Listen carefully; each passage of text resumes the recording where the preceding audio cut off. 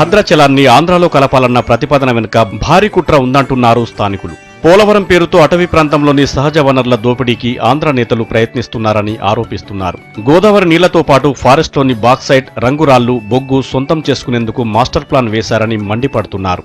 తెలంగాణలో భద్రాచలం అంతర్భాగమవడానికి భక్తరామదాసు జీవితమే సాక్ష్యమంటున్నారు. కేంద్రం కిరికిరి పెడితే చూస్తూ ఊరుకోమని హెచ్చరిస్తున్నారు. ఈ యొక్క భద్రాచలం యొక్క డివిజన్ మేము తీసుకెళ్లేసి తెలంగాణలోనే ఉండాలనే ప్రయత్నంలో చావుకైనా సిద్ధపడతాము తప్ప దీన్ని మాత్రం ఆంధ్రలో కలపడానికి ప్రయత్నం చేస్తే వాళ్ళకి ఎదురు తిరుగుతామనేది మేము చెప్తున్నాం. పోలవరం నిర్మాణం వల్ల 277 గ్రామాలు ముంపుకు గురికానున్నాయి. వీటిలో 90% ఖమ్మం జిల్లాలోని భద్రాచలం రెవెన్యూ డివిజన్లోనే ఉన్నాయి.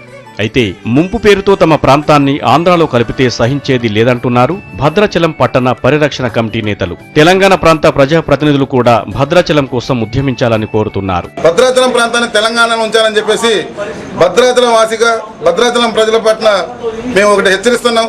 తెలంగాణలో ఉన్న ప్రతి పార్టీ, ప్రతి ఎమ్మెల్యే, ప్రతి మంత్రి కూడా ఈ భద్రాచలాన్ని తెలంగాణ ఉంచడానికి కోసం మీరు పోరాడాలని చెప్పేసి మేము భద్రాచలం వాసులుగా మేము హెచ్చరిస్తున్నాం మిమ్మల్ని కూడా.